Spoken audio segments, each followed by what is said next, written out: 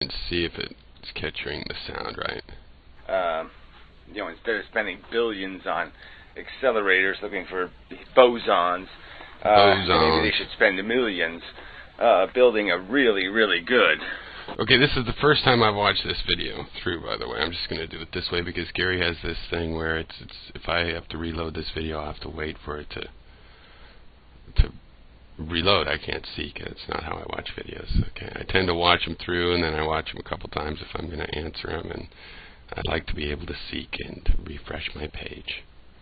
Alright, well that seemed to work well enough, so let's see what Gary has to say on QM nonsense. Somebody sent me this video telling me because Gary has such a good, common sense view about quantum mechanics, and I had to laugh.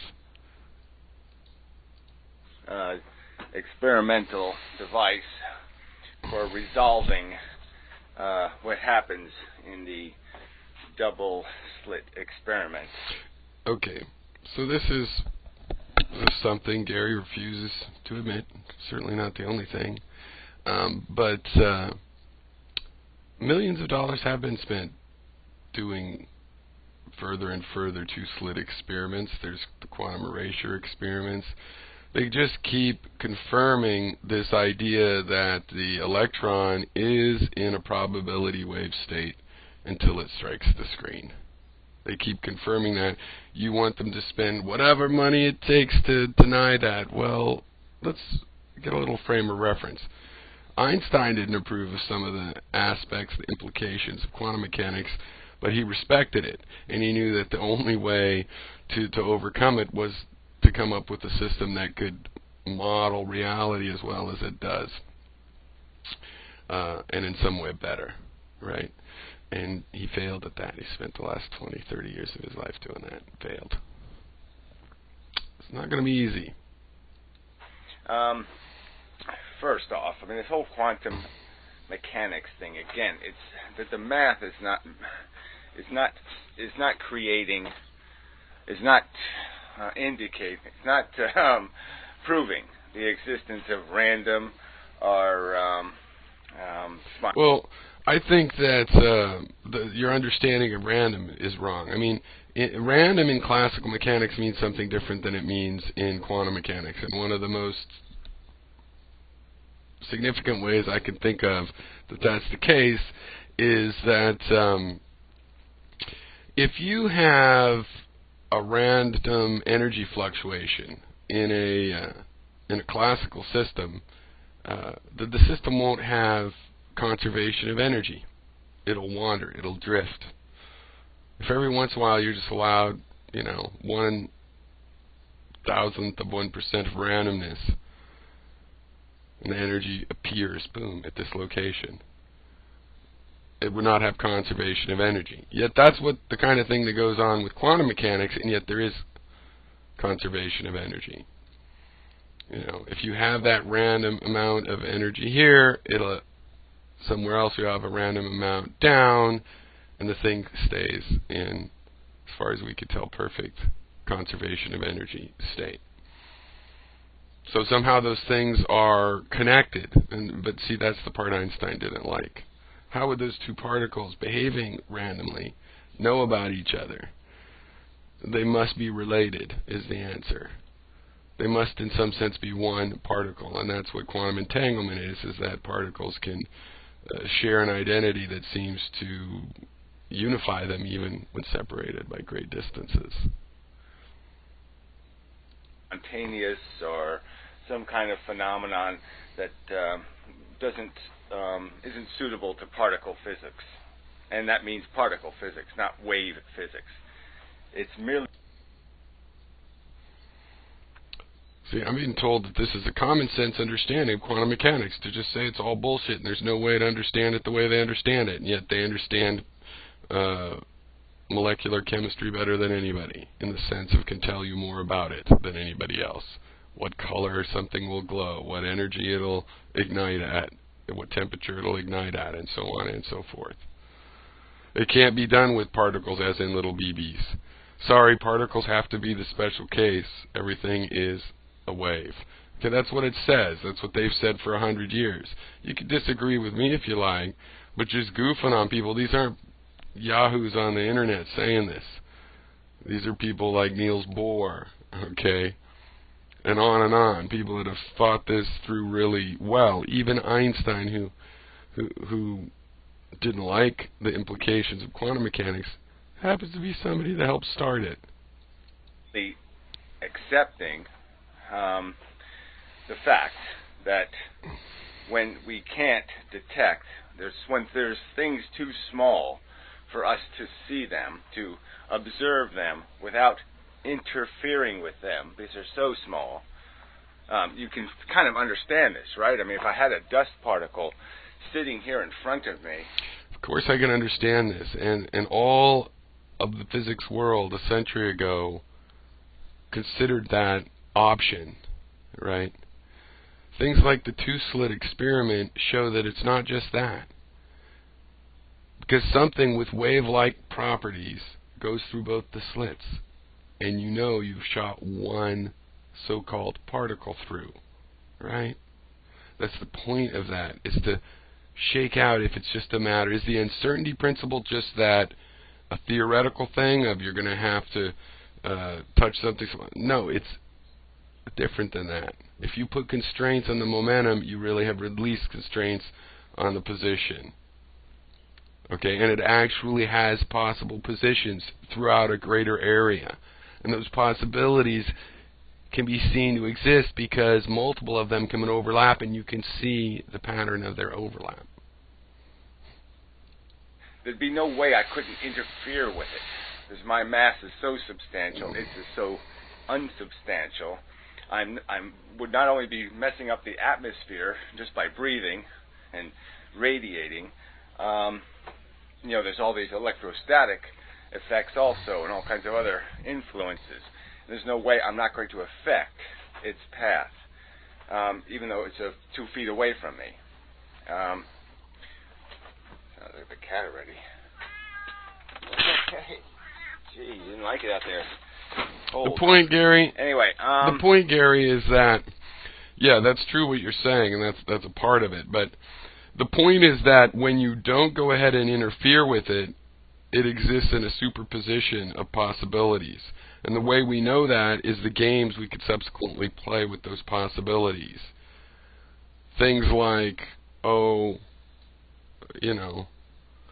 absorption of sunlight by plants. You can play games with these probabilities. You can treat these particles as waves and put them through waveguides and get things like superconductance out of it. Superconductance, right? Classically, it's impossible. You can't put a current through a conductor and not have resistance. But it does happen. It is possible, and the reason is explained by quantum mechanics. It's because you can treat these things as waves. Now, they're really short wavelengths, so it's not easy. But knowing that they're waves means you can't treat them that way. Doesn't matter if it's also possible to treat them as particles. Great. You can do that too. That's what we started being able to do. So the more advanced thing was finding out, they're waves. And then the games you can play with these things, it's like the idea that any solid thing, in a sense, can be put in certain situations where it could be liquid, where it can be energy, right? Where it could teleport. Now, it can't teleport if it's something like this, but if it's something like a photon that's likely to be absorbed, it could basically be teleported to the place that it needs. So that instead of being absorbed 98% of the time by the little chemical pathways that it has to bounce along to get to the energy storing center in the leaf, in the plant, instead of doing that, it soars along 98% of the time, getting to the end. Because of waveguides designed just for its wavelength, taking into account it's tuned, rather, to its exact properties. Really cold. If you're really busy, I don't have time for this. Do a better video later. All right, and so this is in the two-slit experiment. Basically, Pirot keeps saying this. There's some sort of real phenomenon. There's some sort of real property that indicates that some essence of this particle, this thing, is splitting, going through both of the two-slit experiments. There's really the one divider experiment is really what we're talking about. I'm sick of people getting hung up on this, you and others as well. It doesn't matter. Any experiment you do will show the wave-like nature. The two-slit experiment is useful because the width of the slits, you could tune that to the wavelength of the particle, and you can basically amplify the effects. But they're always there. One slit, no slits, electron going through free space, you name it, it's there. On both sides of the divider, and somehow now interferes with itself once it's past the divider, as if tied to each of its partners, commingled, and then ends up on a target, and instead of revealing itself as a distribution of energy, which they claim it has become, it resolves itself. It chooses where it's going to impact. It's fair of you to use the word choice there, and that's interesting. And okay, fine. But what you just said is the most lucid description of what I'm claiming about this experiment that you've ever said. Exactly. But I'm not saying they're commingled. So in the entangled sense, it's just my misery and me put up a picture of it. If you have a water wave going to a barrier, and it hits the barrier and then it makes ripples there, you can see the pattern of the ripples. It implies there was something on both sides, since you can mathematically say, here's exactly what it should look like. And the fact that when you do this event by event, you get one dot at a time, but over the whole time, you see the pattern, that's where the idea that it's probability. See, the pattern's coming as probability, and you only see the pattern when you've expressed the probability, which you need to do with the statistical sample. So give it 1,000,000 dots, you start to see that pattern. The pattern is not there when the one dot fires, right? Because it's just one dot. Oh, but that's proof that the pattern existed somewhere, that it expresses itself. And it's only mathematically, really, that it relates to probability, but it does relate 1-to-1.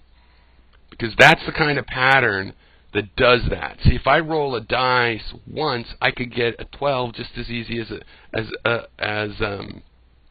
2 on dice 1 and a 5 on dice 2. But see, I could also get a 5 and a 2 the other way, whereas I need, a particular pair for the 12. But any of those rolls is equally likely on the one roll. As I keep rolling over and over and over, well, I'm going to be misunderstood in that.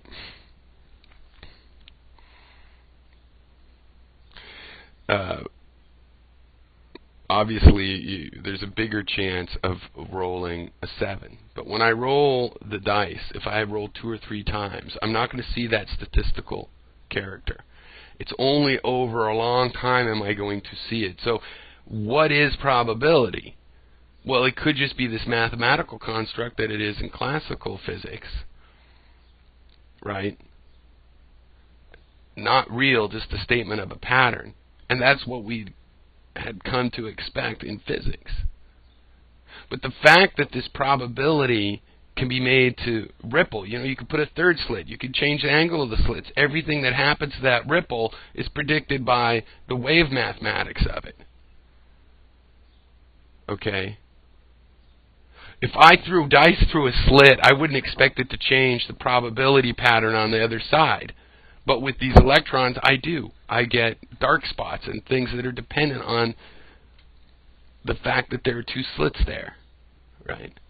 So that means that the fundamental particles aren't working like flipped coins and dice, all right? They're not just designed to select numbers one at a time in what is going to become a statistical distribution, right? They're macroscopic. They're non-quantum. But at the quantum level,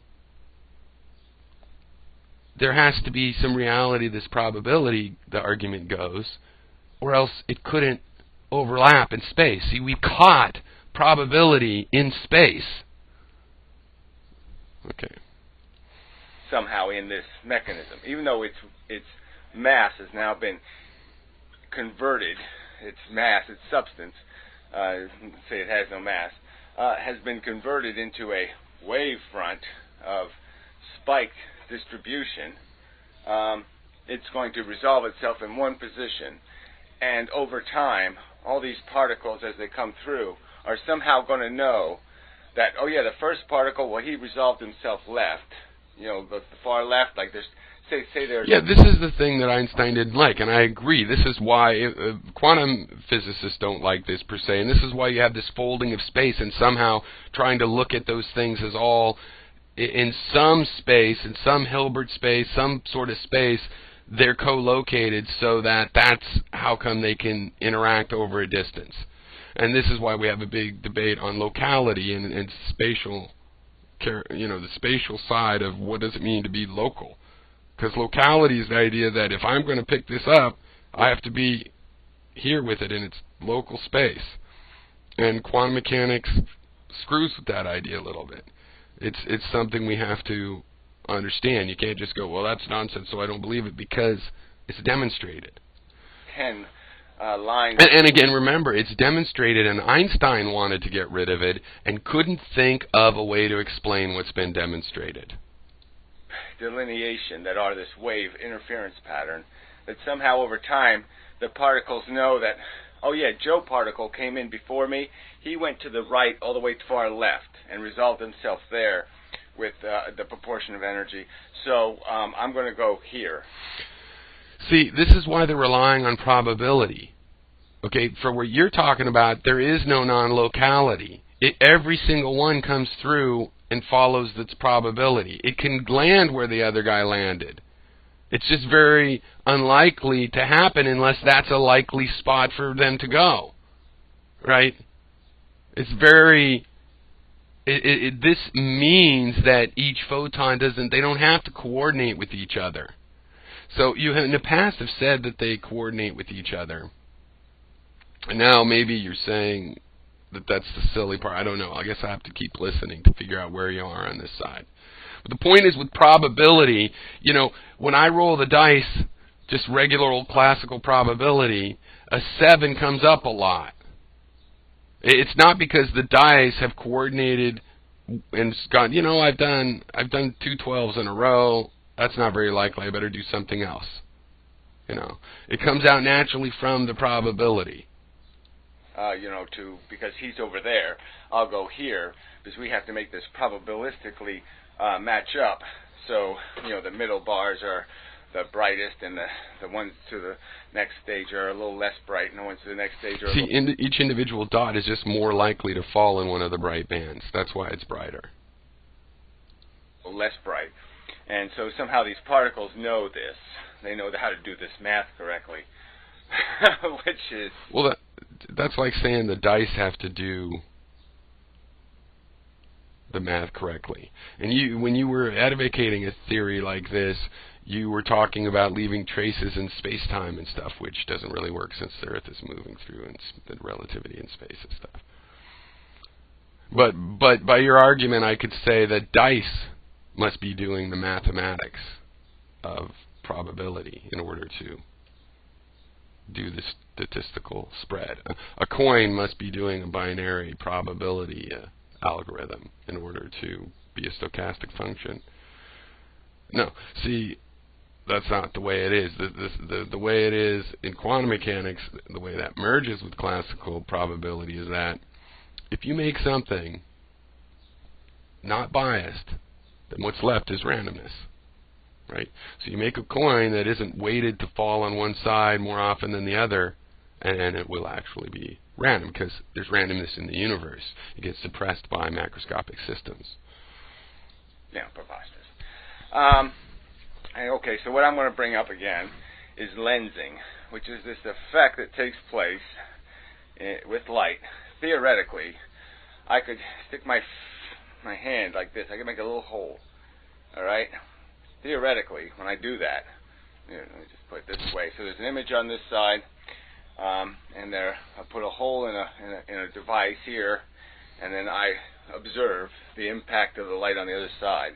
I've just created a camera, and there will be a reversed, an upside down and backwards image resolved on this other side if I do it correctly. If I have just the right amount of light and the correct distances between these items, I will resolve an image on the other wall, upside down and reversed, of the item, of whatever's over here, you know, the other thing. Like I said, I can put my finger like this. Theoretically, just right now, I have created in the back of my eye a forward image because my eye reverses it because of the lens. But anyway. So the stupid thing, the way I'm saving it, takes forever to render, so by the time that was over, halfway through, I didn't have time to finish, and blah, blah, blah. So I don't even remember what I was saying, but I guess I'll finish this. I think I was somewhere around here.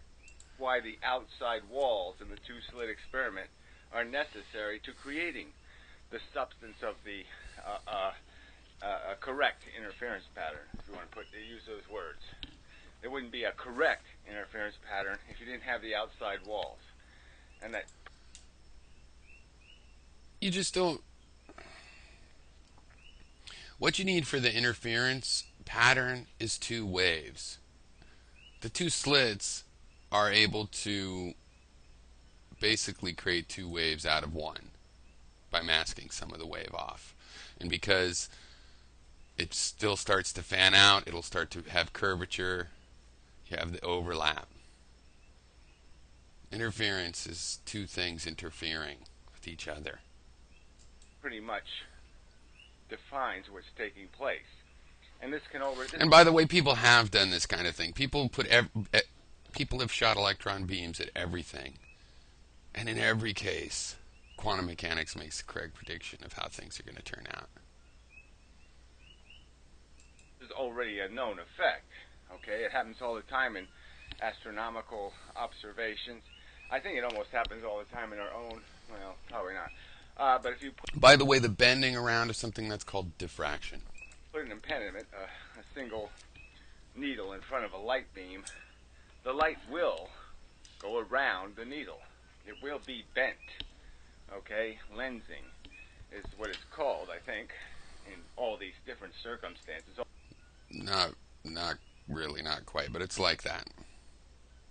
All these different varieties of lensing, and it's just the realization that light is very easily moved, bent, changed in its direction. Mirrors are examples of this. They don't get hot and burn up and do all this stuff but they're basically changing fundamentally the direction of light. Sometimes they're creating new light, a surface. Sometimes the reflection you're getting of something is the light goes in to the atomic structure of the surface and new light is being thrown out. So a green light goes in and a red light can come out, a red photon. So it isn't strictly reflecting like I think I might have taught Gary this. A ball bouncing on the ground.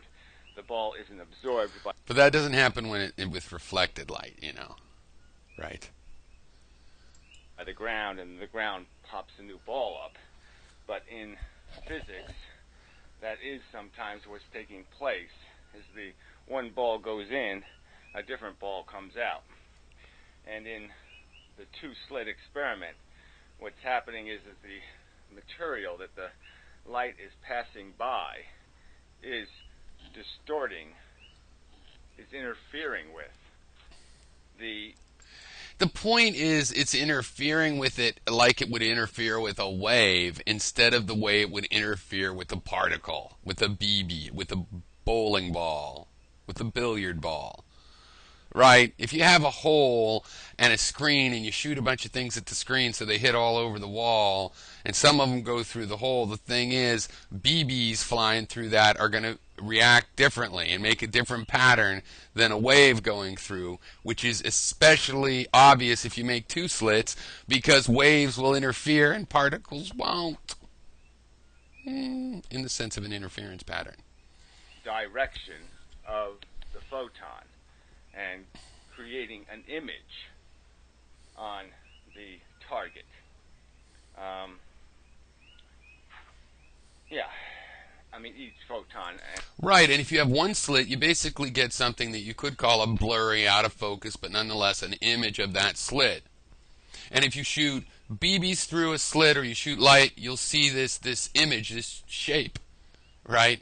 The thing is, if you have two of them, the BBs will just have two overlapping, the same shape repeated again for the second one, and they'll overlap. Waves will also show the interference pattern. It's a big difference. It signifies something. Because of its own direction, just like an image form. So you can take, like the pinhole camera is a camera, it's just a pinhole, and you can take very high resolution pictures. If you have a very small hole, you'll take very high resolution pictures just like you had used a lens, and it'll be upside down and reversed because the light has been bent by the edges of the material. That's actually not at all true. If it was bending that light, you wouldn't get an image. The reason a pinhole camera works is because the light just comes straight. Only light from one incidence angle can come through, and all the light comes through that little hole. Think about it. The light comes in as a cone and then goes out as a cone. The two cones are the same shape. Because it's not a lens, it's able to have this kind of flat focus thing as well.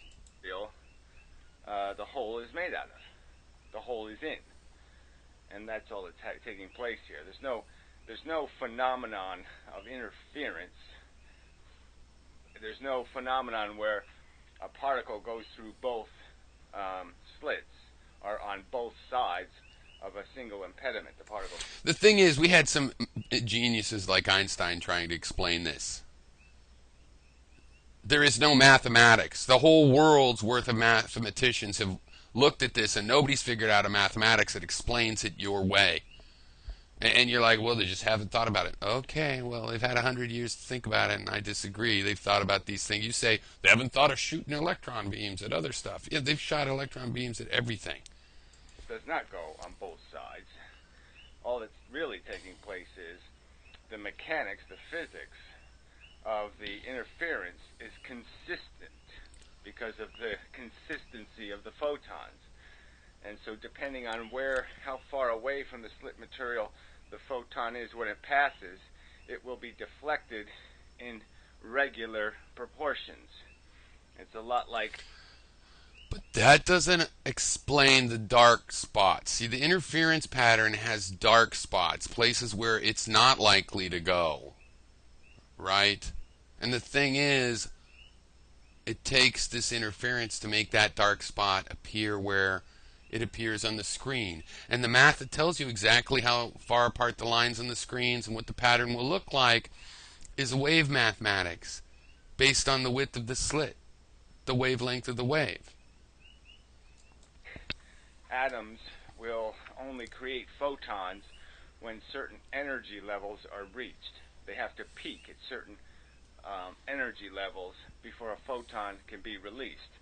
So you could, they're kind of digital rather than analog. You can't put a little bit of energy in and get a little bit of energy out. You have to put enough energy to get to the energy level necessary to pop out a whole thing. You can't pop out a half a photon.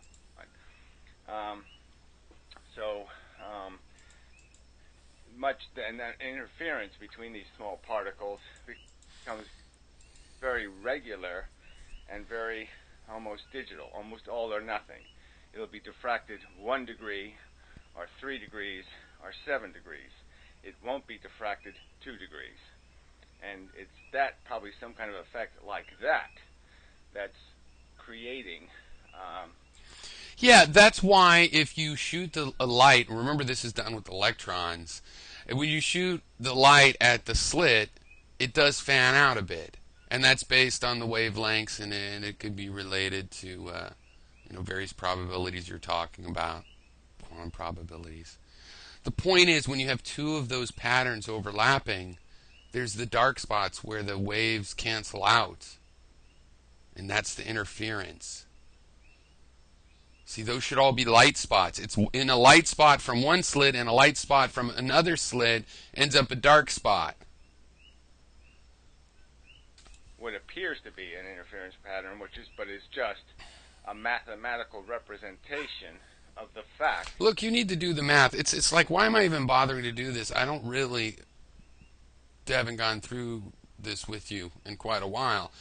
And really, it's tedious. But I'm doing it because people, I think he has a good common sense view. It's like, there's no argument about this as far as I'm concerned. It's quite obvious. You're dealing with science that's over 100 years old. That's what they teach you in school. That's what you believe. That's that. You haven't walked through the demonstrations of where this stuff comes from, and you don't want to because you know how things should be, and they must be that way. Okay, well, some of us are looking at the evidence and figuring out how things are from how they're acting. You don't want to accept that. You don't want to go through, okay, well, yeah, you waited a long time. It's 100 years worth of science to go through. But you're just making this stuff up. It's like, well, it's just mathematically like that. These people are mathematicians. They have thought of these things. You know, you're just fooling yourself. Well, they just haven't thought about it. Okay, tell yourself that. That photons and the material substrate have digital features, have features where it's all or nothing, whether there's either enough energy for a full deflection or not enough energy for any deflection. And so to answer the question, there's another element of the two-slit experiment is when they attempt to detect which slit the thing went through, it fouls the experiment in terms of all the interference disappears. And I think that's just a phenomenon of the fact that the detector so catastrophically influences the photon that it no longer has its regular path, and it essentially goes right through the middle of it. So you're just using these words. Yeah. If you put physical formula on these words, they're going to be just as weird as anything in quantum mechanics because it disturbs it. The photon got worried. And so yeah, the game's over in terms of representing the image, because instead of hitting the edge of the hole in the what's it called? Small hole camera, whatever you want to call it. Pinhole camera. It goes right through the center and creates no image. It creates no representation of its original path. No inverted and backward image. Again. So, yeah, that's probably enough. But yeah, this is. Well, you don't understand. In the case of an image, the wavefront is an image. And so if you don't distort it, you still have one on the other side. It's different when you're shooting a laser at some slits. But I'm not going to get into optics, I guess. This is really dangerous when, a little knowledge is a dangerous thing kind of thing. Irony. When, people make these, it was Piro, make really... Give me a break, man. You have no clue about this stuff. You have no clue. You are spinning desperate in every way, on every aspect of this. You mischaracterize it. You claim the physicists haven't done experiments that they have done over and over, and that's why we're talking about it. You're pretending someone like Einstein was just didn't think of these things. They didn't think maybe it's absorbing. They didn't think. No, you know what? They all thought, hey, maybe this is just a mathematical trip, but they see how the two-slit experiment shows that something's going on in space, which gives it material reality.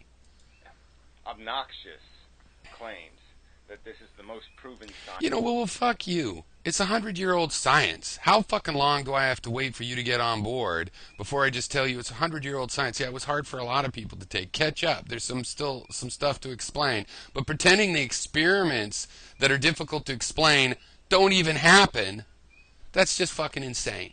Okay, that's just counter science. This is 100-year-old science. They made your computer off of it, your integrated circuits. I mean, this is 100-year-old science. They're building shitloads of your daily life using this. How long are you going to be in denial? How long do I have to wait for your denial to voluntarily end. I don't have to wait for that. You're obnoxious. In the history of science and all this other crap. It's not. It is. It is. Every time they add a significant digit to the measurements, so far it has never contradicted quantum mechanics prediction. Right? The only reason you think it's randomness is because you need a statistical sample. You give me a million events, I could tell you to 99.99% what's going to happen. All right? One event, oh no, there's freedom. Well, that sounds lucky. You think that quantum physicists have been wasting their time for 100 years, particle physicists wasting their time, building cyclotrons, wasting their time, then you're using the technology and the science that comes off of it, and you're going to go, but it's a waste of time, it's so obnoxious. No, your position is obnoxious. It's religious. You think you could decide what science is. You don't have the necessary knowledge in this area to make these vetoes that you'd like to make. It's a mental model that can. You're using 100-year-old science and 2,000-year-old logic. Okay, that loses. You lose. You lose. Quantum mechanics wins. Full of completely catastrophic errors in terms of explicit accuracy, and that the real truth will be something like it mathematically. It's the same kind of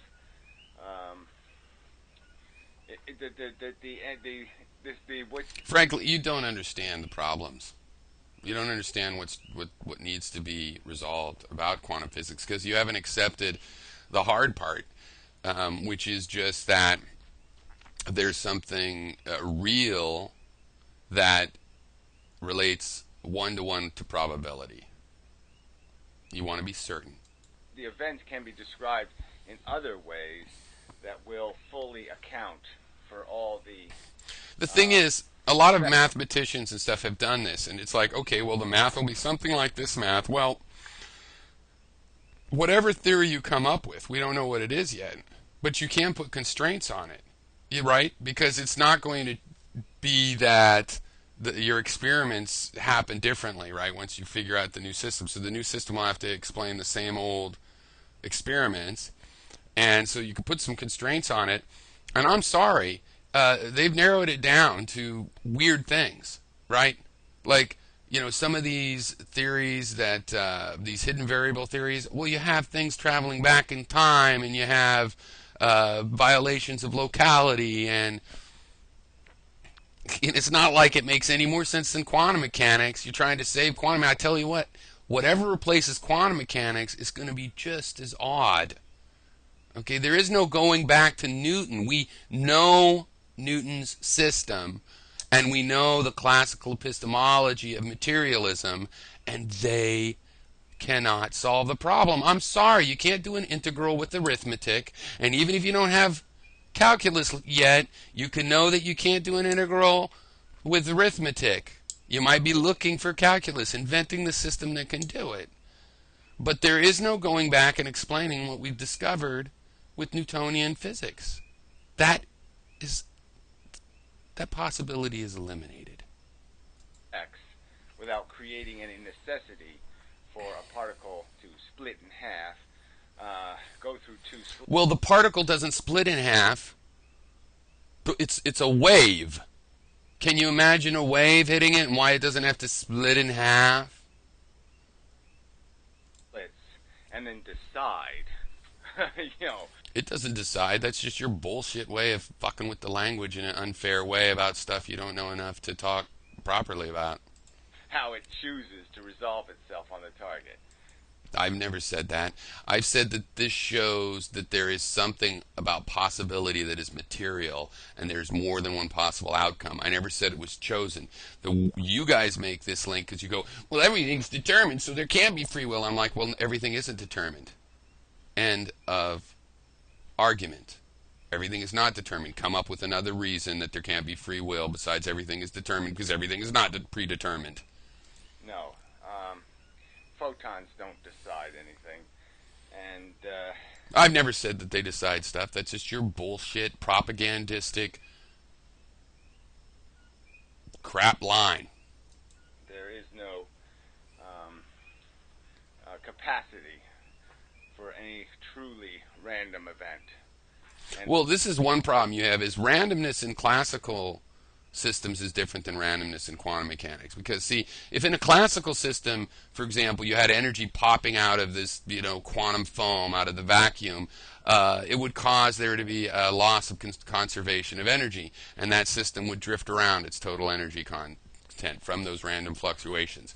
But somehow these so-called random fluctuations in quantum mechanics, they're always paired because of entanglement, because of something along those lines. And so the system stays exactly in a conservation of energy state. Its amount of energy stays the same. So right there, that's different. So randomness, what you're calling randomness, what I've called probability and probabilism, is different from the randomness as you in your 125-year-old science. It's different from what your 125-year-old science thinks of it as. This is different. This is where there's actually a wave traveling around, and that wave causes marks on screens and things like this.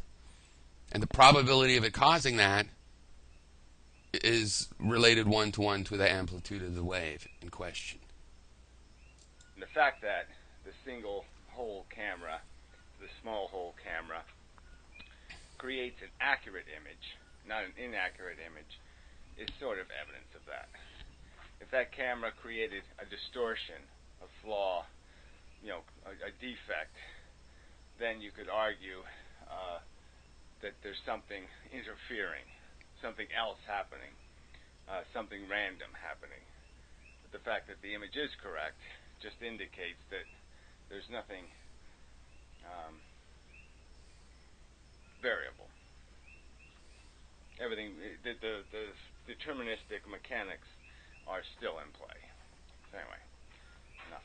Well, yeah, materialism is still in play. You guys are the ones that think it's magic to ask how this shit works. Something. Yeah. But it really is irritating. Yeah. Because there's an awful lot of Because physicists you're talking an awful lot of shit. Yeah, boy, they're stupid. They need to look into this stuff. They're talking way beyond their evidence. You don't even know the evidence.